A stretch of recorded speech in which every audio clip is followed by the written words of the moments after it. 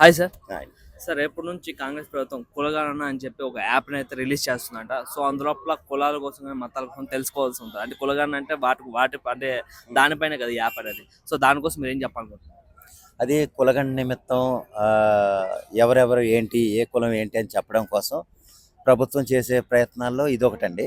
అయితే ఏంటంటే కొంతమంది దీన్ని ఒకవేళ ఎస్సీ ఉండొచ్చు, ఓసీ ఉండొచ్చు, బీసీ ఉండొచ్చు, రకరకాల కులాలు ఒక స్కూల్లో ఒక రకమైన వాళ్ళు ఉండరు. రకరకాల కులాలు ప్రతి స్కూల్లోనూ, ప్రతి చోట, ప్రతి హాస్పిటల్ ఎక్కడైనా ఉంటారు. ఇప్పుడు ఇక్కడున్న ఈ 10 మందిలో రకరకాల కులాల వాళ్ళం ఉన్నాం.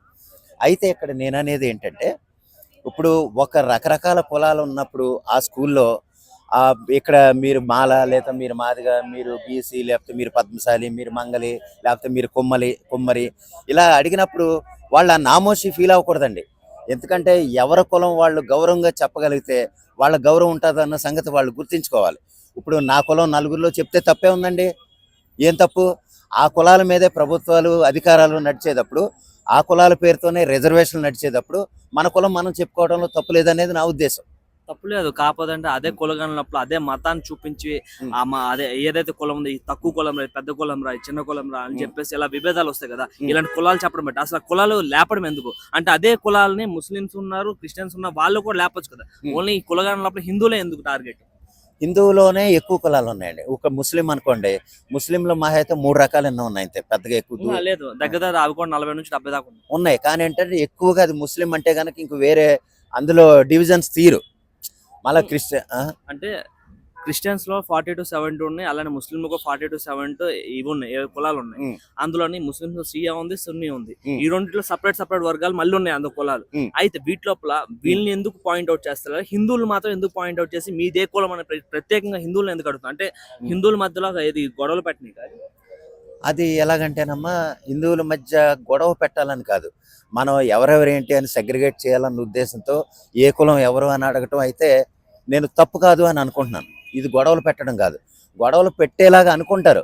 ఎందుకంటే అందులోనే కొన్ని కులాలు అంటే మనం ఇది ప్రత్యేకంగా చెప్పకూడదు. ఎలాగంటే ఇప్పుడు సపోజ్ మాల లేదా మాదిగ మంగలి ఉన్నారనుకోండి, మంగలి అనే ఆ కులం చెప్పేటప్పటికి ఎవరన్నా నవ్వుతారేమో, లేదా చూసా మంగళోడ్రాయుడు అని ఎవరన్నా ఎద్దేవా చేస్తారన్న ఉద్దేశంతో వాళ్ళు ఇదవుతారేమో. కానీ యాక్చువల్గా ఎవరి కులం వాళ్ళు గొప్పగా చెప్పుకోగలిగితే కనుక అదే నామోషిగా ఫీల్ అవ్వాల్సిన పనేం కాదు.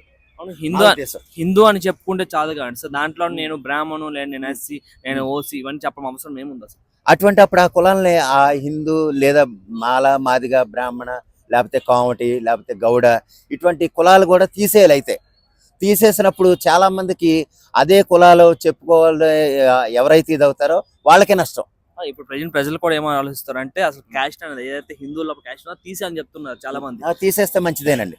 కానీ తీసేస్తే తీయటానికి కూడా వాళ్ళు ఒప్పుకోరు. ఆ సంగతి మీకు తెలియదు. ఎందుకంటే అల్టిమేట్గా వాళ్ళకే నష్టం. ఆ కులాలను తీసేస్తే గనక వాళ్ళకు కావాల్సిన రాయితీలు ఉండాల్సిన సబ్సిడీలు ఏమి ఉండవు. ఉండనప్పుడు ఏమవుతుంది, వాళ్ళకి ఇబ్బంది కలుగుతుంది. చెప్పుకోవడానికి చేసుకోవడానికి ఏదో తక్కువ కులం ఎక్కువ కులం అని ఏమన్నా మాట్లాడతారేమో, కానీ అది కించపరుస్తున్నారు, ప్రభుత్వం కావాలని చేస్తున్న అన్న ఉద్దేశంతో కులాలు తీసేస్తే గనక కులాలు తీయటం వల్ల మళ్ళీ వాళ్ళకే నష్టం అన్న సంగతి వాళ్ళకి తెలుసు. అయితే ఓకే. ఇప్పుడు నార్మల్‌గా అయితే ఇంటింటికి వెళ్ళేసి కులాలు అడగడం తప్పన్నప్పుడు జనగణన లోపల, అలానే కాలేజ్ స్కూల్‌కెళ్ళి అడగడం కూడా తప్పే కదా! అంటే కాలేజ్ స్కూల్స్ లోపల పిల్లల మధ్యన కులాలు రెచ్చగొట్టడం కూడా తప్పు కదా అది. ఎందుకంటే ఆ యాప్ అనేది స్కూల్, కాలేజ్‌లో అవసరం ఏముంది? అలాగనుకుంటే ఇప్పుడు కులాల్లో స్కూళ్ళలోనో కాలేజీల్లోనో అడిగితే నామోషి లేదా తప్పు అని అనుకున్నప్పుడు అసలు కుల వ్యవస్థనే తీసేయాలండి. కుల వ్యవస్థనే తీసేయాలి. నేను ఇక్కడ ఇంకో మాట అంటున్నాను, అదే కుల వ్యవస్థ తీస్తే గనక చాలామంది ఇబ్బంది పడతారు, చాలామంది రిజర్వేషన్లు కోల్పోతారు. కుల వ్యవస్థ తీస్తే మళ్ళీ వాళ్ళే ఎడుతారు, మా కులాలను మమ్మల్ని కించపరిచే విధంగా చేశారన్న వాళ్ళే మళ్ళీ మా కులాలు కావాలి, మా రిజర్వేషన్లు కావాలి, మా రాయితీలు కావాలని ఇదవుతారు. అక్కడ ఏంటంటే నేను మాట్లాడేది కులాలని, నా కులం నేను మాదిగ అనుకోండి, నేను గౌరవంగా మాదిగని చెప్పుకునేలాగా ఉండాలి. అది నామోషిగా ఫీల్ అయితే కనుక మనం ఏం చేయలేం. అటువంటి వాడు కూడా రాయితీల కోసం లేదా సబ్సిడీ కోసం చూడకూడదు. నాకు రిజర్వేషన్ కావాలంటే నేను మాదిగ, నేను మాల, లేకపోతే నేను మంగలి, లేదా నేను కుమ్మరి, ఇలాగ గౌరవంగా వాళ్ళ కులాన్ని వాళ్ళు చెప్పుకునేలాగా ఉండాలి. అలా చెప్పుకోని పరిస్థితులు ఏమైనా ఉంటే కనుక కుల వ్యవస్థని ఇలాగ కావాలని చేస్తున్నారు, ఎక్కువ తక్కువగా చూపించాలన్న ఉద్దేశంతో మమ్మల్ని కించపరిచే విధంగా చేయాలని చూస్తున్నారు అన్నప్పుడు కుల వ్యవస్థను మొత్తం రద్దు చేయాలి. ఆ ఆప్షనే ప్రభుత్వాలు ఏది కూడా చేయకూడదు. అయితే ఇది ఏదైతే కులం అని చెప్తున్నా, ఈ కులాన్ని అడ్డు పెట్టుకొని గొడవలు సృష్టించే కార్యక్రమాలకు కొంతమంది చేస్తున్నారు. మొన్నట్లో మండకృష్ణ మాదిగ్ గారు కూడా ఆయన క్రిస్టియన్ కింద కన్వర్ట్ అయినప్పుడు కూడా ఆయనకి మాదిగతో సంబంధం లేదు. అలాంటప్పుడు అదే మాదిగా ఇది పెట్టుకొని రెచ్చగొట్టం ఎంతవరకు అట్ట, మా జాంబవంతుడు మా కులానికి మా చిన్నయ్య అని చెప్పడము, శ్రీకృష్ణుడు మా చిన్న బావమర్ది అయితే అని చెప్పడము, ఇది ఎంతవరకు కరెక్ట్? ఆయన అసలు ఎలాగంటే ఆయన పెద్ద అవకాశవాదండి. ఎలాగంటే ఆయన బీజేపీ ఏదన్నా పదవి ఇస్తుందని చూసాడు, పదవి లేదు బొక్క లేదని బయటికి గెంటేశారు. బయటికి గెంటినప్పుడు ఏం చేయాలి? మరి లేకపోతే ఆయనకి ఒక క్రైస్తవుడిగా ఉన్నప్పుడు జాంబవంతుడు మా అన్నగారు, లేకపోతే ఆయన మా శ్రీకృష్ణుడు మా తాతగారు అని చెప్పుకోవాల్సిన పని లేదు. ఎందుకంటే హిందువులకు దగ్గర అవ్వాలి, బీజేపీకి దగ్గర అవ్వాలి.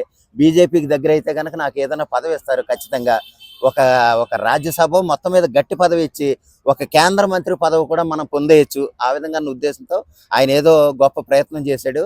అది బెడ్స్ కొట్టేటప్పటికి ఏంటంటే ఇంకా రకరకాలుగా వ్యవహారం అది మామూలే. దానివల్ల ఏంటంటే ఏదైనానండి మన కులం మనం గౌరవంగా చెప్పుకునే స్థితిలో ఉండాలి. అది మనకి నామోషేం కాదు. అలాగ నామోషిగా ఫీల్ అయినప్పుడు మాత్రం టోటల్గా మొత్తం దేశంలోనే కుల వ్యవస్థ రద్దు చేయాలి. ఇప్పుడు నువ్వు ఒక స్కూల్లో, ఒక గవర్నమెంట్ స్కూల్లో అప్లికేషన్ పెట్టాలంటే నీ కులం ఏంటని అడుగుతారు. అప్పుడు మనకు నామోషి ఏంటండి? అటువంటిప్పుడు కుల వ్యవస్థ గవర్నమెంటే ప్రోత్సహించి, ఆ ప్రోత్సహించే విధంగానే నీకు రిజర్వేషన్లు రాయితీలు ఇచ్చినప్పుడు నువ్వు ఆ రిజర్వేషన్లు అనుభవిస్తూనే నీ కులం చెప్పుకోవడానికి నామోషి ఏంటి అనేది నా అభిప్రాయం. అంటే కులాలు ప్రజల మధ్యన ఉండాలి తప్ప పొలిటీషియన్స్ కి అవసరం లేదు. ఎందుకంటే రేపు తల ఎలక్షన్ టైంలో నా కులం రా, నా కులస్తులు అందరూ నాకే ఓట్లు వేయాలి అని చెప్పే అవకాశాలు కూడా ఉన్నాయి. కాదు, మీకు ఏదైనా సరే ఇది ప్రభుత్వం ప్రోత్సహించేదే. ప్రభుత్వం కులాల ద్వారా నడిస్తేనే ప్రభుత్వం అది. లేకపోతే ప్రభుత్వాన్ని కులాలు ప్రభుత్వం ఎందుకు చేస్తుందంటే కులాల ద్వారానే అది లబ్ధి పొందాలి. ఇప్పుడు ఒక చోట బీసీ రిజర్వ్డ్, లేకపోతే ఓసీ రిజర్వ్డ్, ఎస్సీ రిజర్వ్డ్ అని ఎందుకు పెడుతుంది? అక్కడ ఎదవలు చేయటమే కదా. అక్కడ బీసీ వాడు గట్టోడు లేడా, ఓసీ వాడు గట్టోడు లేడా, లేకపోతే ఈ ప్రాంతంలో ఓసీ చోట ఉన్న చోట ఎస్సీ గట్టోడు లేడా? ఎందుకు సెగ్రిగేట్ చేసి ప్రత్యేకంగా చెప్పడం? అది తప్పుడు నిర్ణయాలు. ఏదైనా సరే కులాలు మనం సెగ్రిగేట్ చేసి అది తప్పుగా ప్రవర్తిస్తుంది ప్రభుత్వం అన్నప్పుడు, అదే ప్రభుత్వం కులాలు తీసేస్తే కనుక, కులాలు రద్దు చేస్తే మనకి అల్టిమేట్గా నష్టపోయేది ప్రజలే. అది చాలామంది ప్రజలకు తెలుసు. ఏదేమైనా సరే దాన్ని తప్పుగా తీసుకోవద్దు అనేది నా మనవి. కులగణన చేయటం తప్పే ఉందండి. కులగణన చేయటం తప్పు అనుకున్నప్పుడు కులాలనే రద్దు చేద్దాం, రద్దు చేయమని చెప్పండి, అంతే కదా. అది నష్టమే లేదు. కులాలు రద్దు చేసే ముందు రిజర్వేషన్ కూడా రద్దు చేయాలి. రద్దు చేస్తే అప్పుడు ఆటోమేటిక్ గా కులాలు పోతే రిజర్వేషన్లు ఉండవండి. అందుకే ఫస్ట్ రిజర్వేషన్ తీసేస్తే తర్వాత కులాలు తీయమంటున్నారు.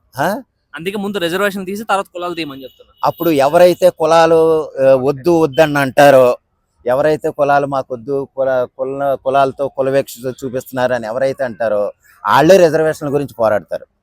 అటువంటిప్పుడు మనం ఎవరికేం చెప్తాం? అది వాళ్ళకే తెలియాలి. ఏదేమైనా సరే కులాలు వాళ్ళ కులం వారికి గౌరవంగా చెప్పుకోవాలండి. ఎందుకంటే కుల వ్యవస్థలోనే ఉన్నాం. ఇంకా మన ప్రభుత్వం ఇంకా నీకే కులం, ఇప్పుడు సపోజ్ నువ్వు ఎస్సీ కులస్తుడు అనుకోండి, నువ్వేం కట్టక్కలే, ఏ ఫీజు కట్టక్కలే. బీసీ వాడైతే 350 కట్టాలి, ఓసీ వాడైతే 1200 కట్టాలి. ఇంతకంటే దారుణమైన వివక్ష ఎక్కడన్నా ఉందా? ఇంతకంటే దారుణమైన దారుణాలు ఇంకేదైనా ఉందా ప్రభుత్వం చేసే కలాపంలో? అది ప్రభుత్వం చేసే అతిపెద్ద మోసం ఏంటంటే కులాలు వేరు చేసి ఈడైతే ఇంత కట్టాలి, ఈడైతే కట్టక్కలేదు, ఆడైతే ఇంకా చాలా కట్టాలని చెప్పడం అన్నంత దరిద్రం భారత ప్రభుత్వానికి ఇంక మరొకటి లేదు. అందువల్ల మీరు ఒకవేళ అది కులాలు తక్కువ చేసి చేయటం, కులాలు లేదా కించపరచడం అని ఫీల్ అయితే కనుక కులాలు తొలగించండి అని మీరే పోరాడండి. అప్పుడు మీకు సరైన గౌరవం ఉంటుంది అనేది నా మనవి. Thank you sir. Thank you.